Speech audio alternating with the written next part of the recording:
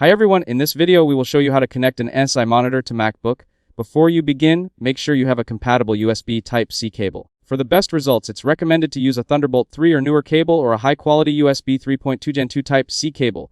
Also make sure your MSI monitor has a USB Type-C port that supports display output and power delivery if you want your MacBook to charge through the monitor. First, turn on your MSI monitor.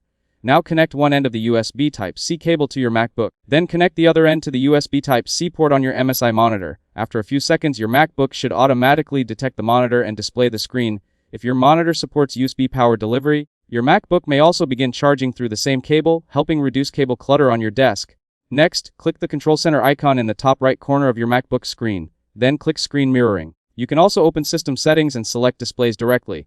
Here you should see your MSI monitor listed as a connected display. If you want to use the MSI monitor as an additional screen, select Extended Display. This allows you to move windows and applications between your MacBook screen and the external monitor. If you prefer the MSI monitor to be your primary display, select the external monitor and choose Main Display. Now click on the MSI monitor within the display settings. Here you can adjust the resolution, refresh rate, brightness settings, and choose a color profile. Selecting the MSI color profile can provide the manufacturer's optimized color settings for the best viewing experience.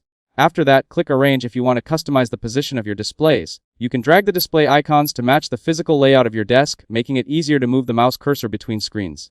If needed, you can also fine-tune picture quality directly from the MSI monitor using the monitor's OSD menu. Options such as brightness, contrast, color temperature, and other display settings can be adjusted to your preference. If the monitor is not detected, try disconnecting and reconnecting the cable. Also make sure you're using a high-quality cable, as some lower-spec cables may only support charging or only support video output.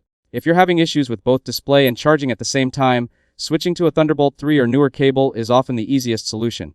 Once everything is configured, your MSI monitor is ready to use with your MacBook. If this video helped you out, don't forget to leave a like and subscribe to the channel. Thanks for watching, and I'll see you in the next one.